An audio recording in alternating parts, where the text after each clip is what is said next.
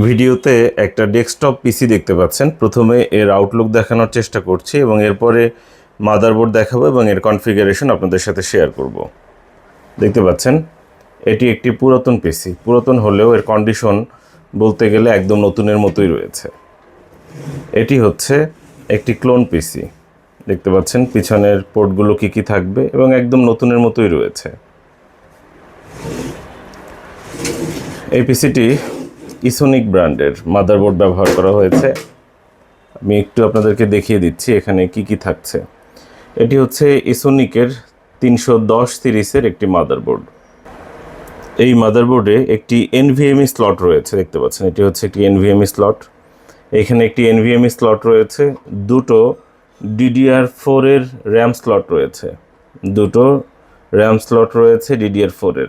এখানে একটা 4GB RAM install করা আছে, DDR4 এর একটা 4GB র্যাম ইনস্টল করা আছে, তবে দুটো র্যাম স্লট রয়েছে, একটি NVMe স্লট রয়েছে।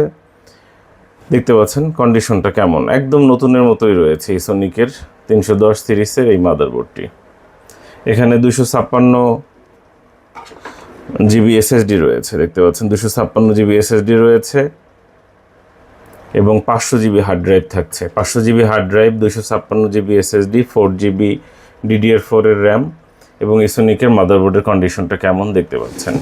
ফুল ফ্রেশ কন্ডিশনে এই পিসিটি এই মুহূর্তে আমাদের দোকান ল্যাপটপ ভিউয়ের স্টকে আপনারা পেয়ে যাচ্ছেন। আপনারা চাইলে দোকানে এসে চালিয়ে দেখে ক্রয় করতে পারেন অথবা কুরিয়ার সার্ভিসের মাধ্যমেও নিতে পারেন, তবে দোকানে এসে দেখে পণ্য ক্রয় করা সব থেকে উত্তম। দোকানে আসার আমন্ত্রণ জানাচ্ছি। আমাদের দোকানের ঠিকানা স্ক্রিনে দেখিয়ে দেওয়া হচ্ছে, চাইলে স্ক্রিনশট রাখতে পারেন। ধন্যবাদ।